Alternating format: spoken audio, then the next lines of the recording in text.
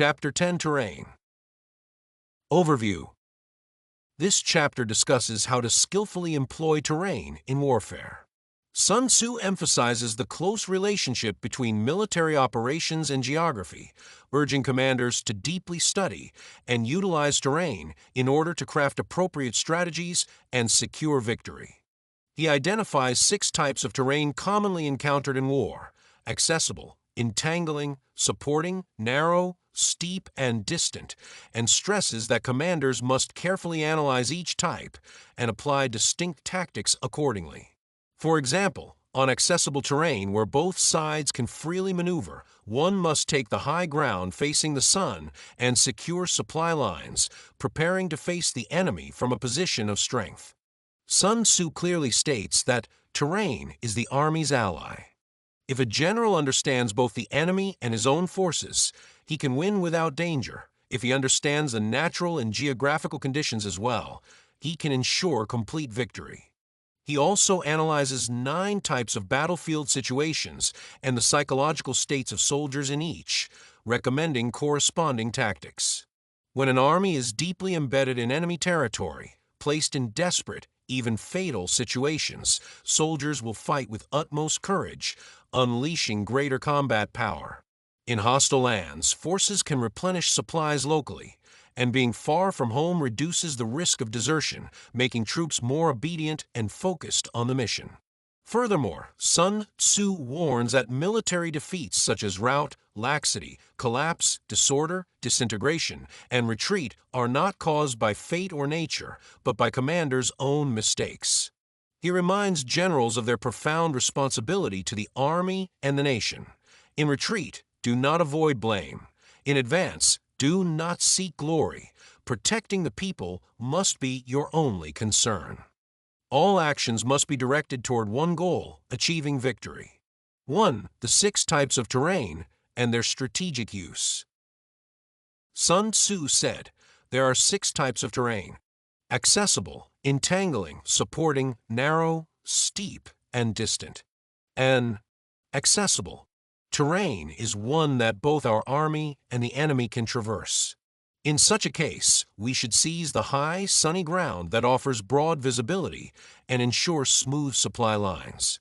This will bring us the advantage. And entangling terrain is one that allows us to advance easily but makes retreat difficult. If the enemy is unprepared, we can launch a surprise attack and defeat them. But if they are well prepared, attacking yields no victory, and retreat is hard. This terrain is disadvantageous. A. Supporting terrain is one where both we and the enemy would struggle equally. If the enemy tempts us with advantages, we must not engage. Instead, we should pretend to retreat and strike them while they are on the move. This will give us the upper hand. On narrow terrain, if we arrive first, we must hold the pass with strong forces and await the enemy. If the enemy arrives first and is well defended, we should not attack. If they are poorly defended, we should take the initiative and attack. On steep terrain, if we arrive first, we must occupy high, sunny ground and wait for the enemy. If the enemy arrives first, we must withdraw and not engage. On distant terrain, where both sides are equal in strength, we should not provoke the enemy or seek battle. Engaging here brings no advantage. These 6 principles govern how to make use of terrain. They are of great importance to a commander and must be studied with care and thorough understanding. Reflections. In The Art of War, the great military strategist Sun Tzu categorized battlefield terrain into 6 types: accessible, entangling, temporizing, narrow, precipitous, and distant. Regarding the accessible type of terrain, Sun Tzu advised, one should occupy high ground and ensure an uninterrupted supply of logistics, such as food and provisions. Only then can victory be secured. Accessible terrain is typically well connected, allowing both sides to enter easily. Therefore, seizing favorable positions first means gaining the initiative and strategic advantage in war. During the 3 Kingdoms period, Jingzhou became a hotspot fiercely contested by various military powers because it was a crucial junction between north, south, and east, west, with developed transportation and abundant grain production. 4. Sun Quan. To unify the south, he had to take Jingzhou. 4. Cao Cao. To cross the Yangtze and achieve national unification, Jingzhou was essential. 4. Liu Bei. To conquer western Sichuan, Jingzhou was a must-have base. All three powers exhausted their wits and strategies to win control over Jingzhou. After his defeat at Red Cliffs, Cao had no choice but to retreat from Jingzhou. To form an alliance against Cao, Sun Quan lent Jingzhou to Liu Bei. The victory at Red Cliffs was a result of united efforts between Sun Quan and Liu Bei, giving Liu Bei every reason to claim Jingzhou as his own. However, for the sake of their alliance, Liu Bei followed Zhuge Liang's diplomatic strategy and used the term borrow to justify occupying Jingzhou. This allowed him to maintain a foothold for survival while preserving the alliance. Because of this brilliant move, Liu Bei held on to Jingzhou for an extended period and used it as a base to capture western Sichuan and Hanzhong, leaving Sun Quan with no grounds to object. In terrain that is complex and difficult, easy to enter but hard to exit, commanders must respond flexibly. If the enemy is unprepared, one should use surprise tactics to win. If the enemy is prepared, one must retreat decisively to avoid losses. There is such a story in Romance of the Three Kingdoms. After capturing Nanjing, Sima Yi and Lu Yi advised Cao to quickly attack Shu, warning that once Zhuge Liang became chancellor and Guan Yu and Zhang Fei took command, it would become extremely difficult to conquer Shu. However, Cao, believing the terrain was accessible but hard to advance in, chose not to act and held his troops back. Cao's decision to retreat, even after victory, was a wise one. He would be launching a long-range expedition, leaving his rear vulnerable. If Sun Quan or Guan Yu attacked from behind, he would be trapped on both fronts. Liu Bei had strong forces, and Shu was easy to defend but hard to attack, outcome uncertain. Entering Sichuan meant navigating dangerous, mountainous terrain, and the long journey made sustained combat difficult. Cao's ability to foresee these dangers despite victory demonstrates his brilliance as a commander. When encountering terrain that is disadvantageous to both sides, one must act with caution. Avoid reckless offensives and instead analyze the risks clearly. Exploit the enemy's weaknesses, lure them in deep, and once they are in a vulnerable position, strike to achieve a decisive and brilliant victory. 2. 6 causes of military defeat and their origins in leadership. There are 6 situations in which an army may be defeated. Flight, lax discipline, entrapment, collapse, disorder, and rout. These outcomes are not caused by natural disasters or fate, but by the errors of the commanding general.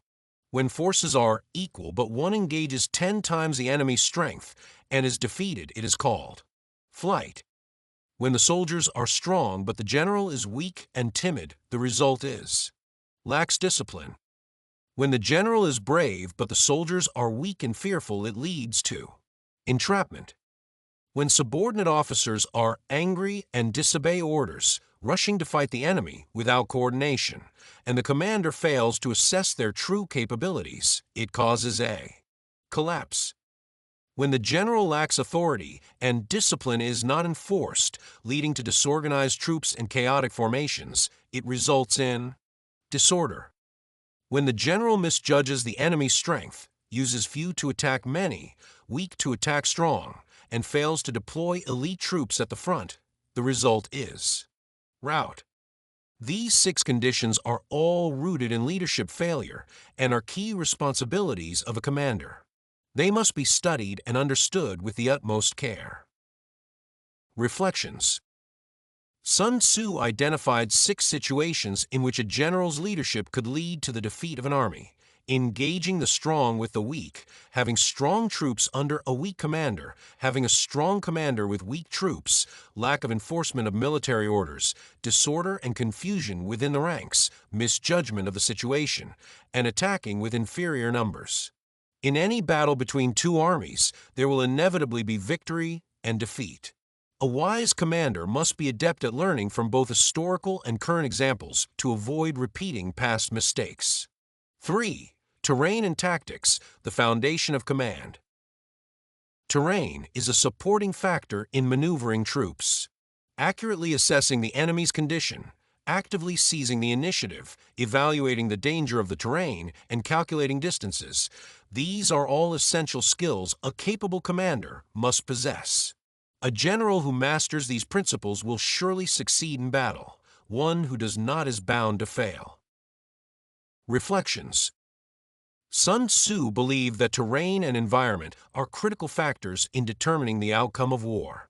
The highest principle in utilizing terrain lies in turning disadvantages into advantages and playing to strengths while avoiding weaknesses. If one can adapt to the terrain and use it flexibly, it becomes possible to defeat a stronger enemy with weaker forces and to achieve victory despite being outnumbered. He emphasized that terrain is an indispensable auxiliary element in warfare, one that commanders must regard with the utmost seriousness. A wise military commander not only makes accurate assessments of enemy conditions, but also pays great attention to the study of terrain, examining its difficulty or ease, proximity or distance, and then formulates strategies and operational plans accordingly. This enables the commander to exploit weaknesses when attacking or to rely on natural defenses when holding ground, thereby securing a decisive advantage. In the third year of Emperor Xian of Han's reign, 198 CE, Cao Cao led his troops to campaign against Zhang Xiu in Nanyang.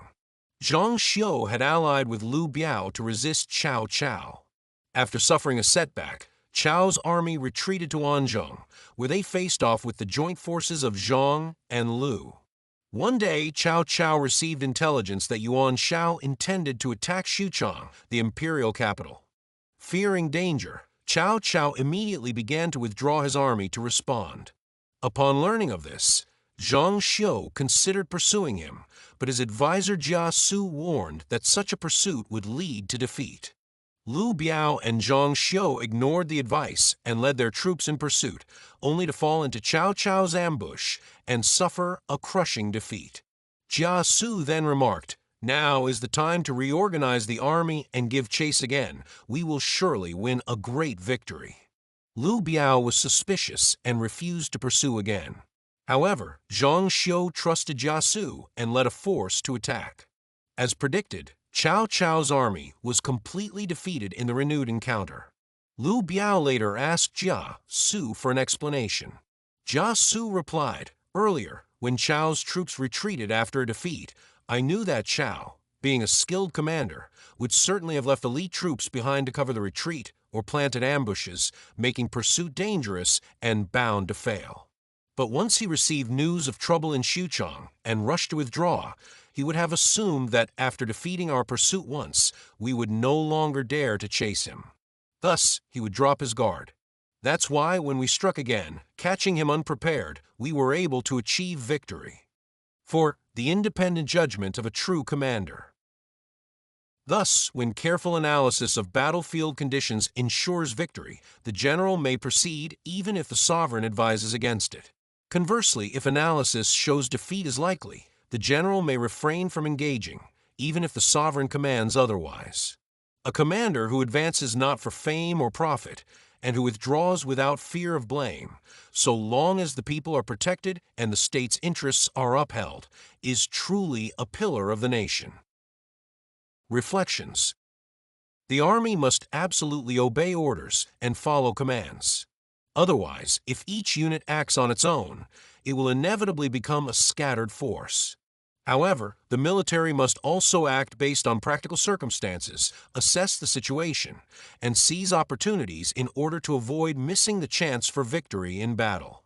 Blindly obeying orders, clinging to authority, adhering only to rules without regard to reality, will inevitably lead to the loss of troops and humiliation.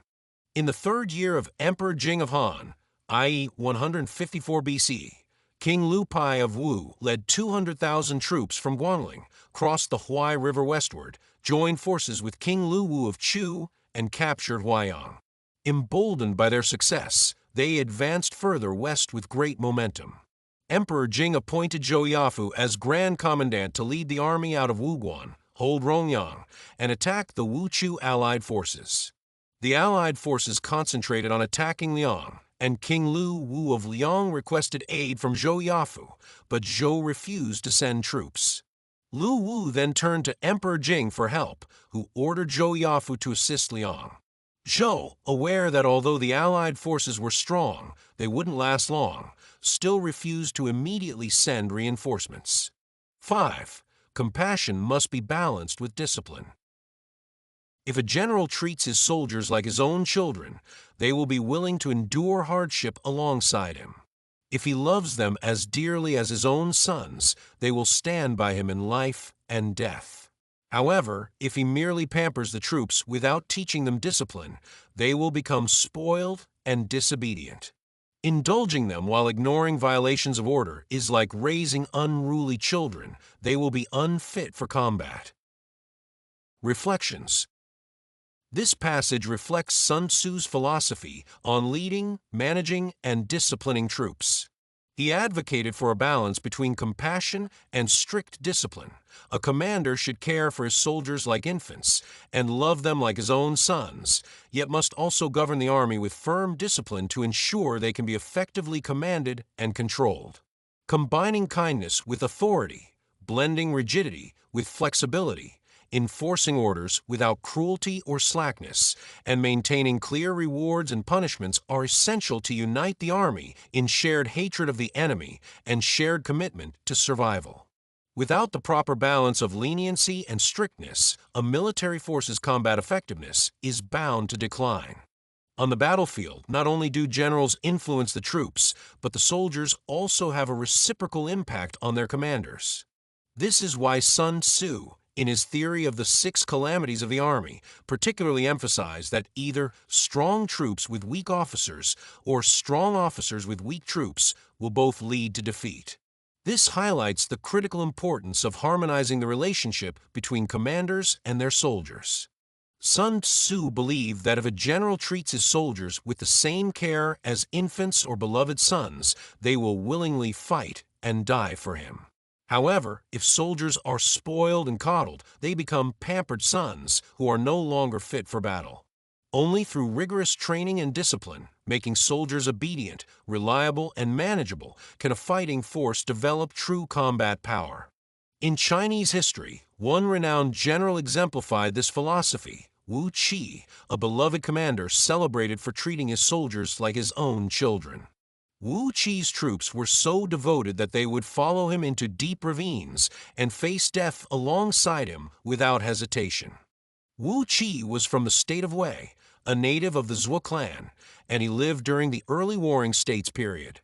He was a famous ancient Chinese military strategist, politician, reformer, and a prominent representative of military thought. Wu Qi was known for his frugality, compassion for soldiers, and his willingness to share in their hardships. Once, when Marquis Wen of Wei ordered him to lead a campaign against the state of Qin, Wu Qi marched on foot like the common soldiers, carrying his own supplies while letting weaker troops ride his warhorse. At mealtimes, Wu Qi ate the same food as his soldiers, gathering around the large cooking pots, drinking soup and eating rice from large bowls, joking and laughing like an ordinary soldier. At night, he slept among the troops, using the sky as his blanket and the ground as his bed. Deeply moved, his soldiers became fiercely loyal and were willing to risk their lives in battle for him. On one occasion, a soldier developed a severe sore on his back. As the army was on the move and no physician could be found, Wu Qi personally sucked the pus from a wound to heal the soldier. When the soldier's mother heard what Wu Qi had done, she wept bitterly. A neighbor, confused, asked, "Why are you crying?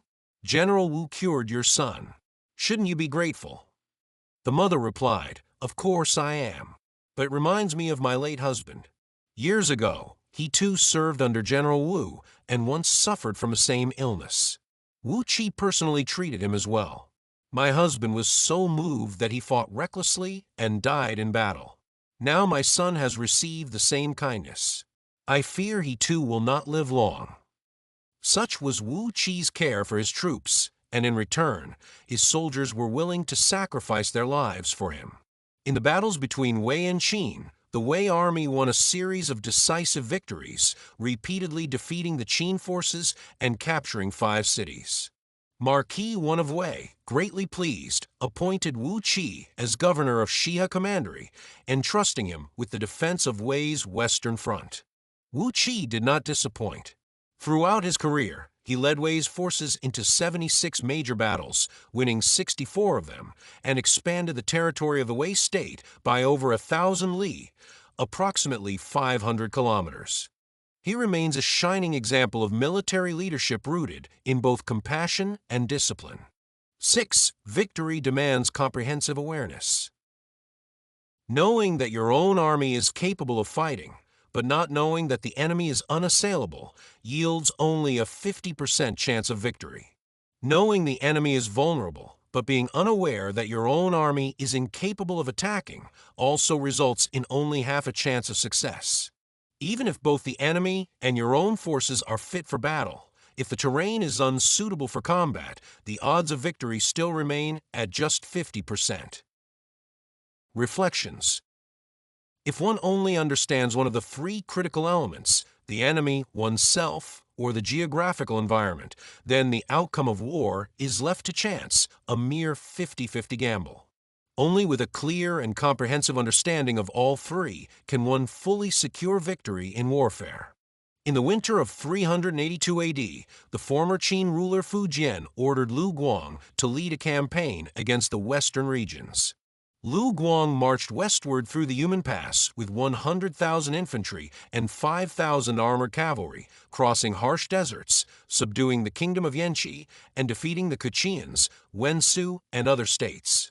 In total, he triumphed over more than 700,000 enemy troops, spreading his fame across the western regions. Upon hearing of this, Fu Jian appointed Lu Guang as commander of the western regions and governor of the forces west of Yumen Pass. In 385 AD, Fu Jian was killed by Yao Chong, and Fu Pai succeeded the throne. Fearing that Lu Guang might harbor disloyal intentions, Fu Pai instructed Liang Shi, the governor of Liangzhou, to station forces at Gaoxiang Gorge and Yiwu Pass, 2 strategic choke points, to control water supplies and keep Lu Guang in check. Liang Shi believed that Lu Guang, having marched long distances, would be exhausted, and that he himself, being well rested, would surely win.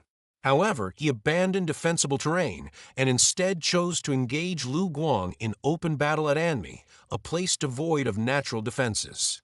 His 50,000-strong army was defeated in a single encounter.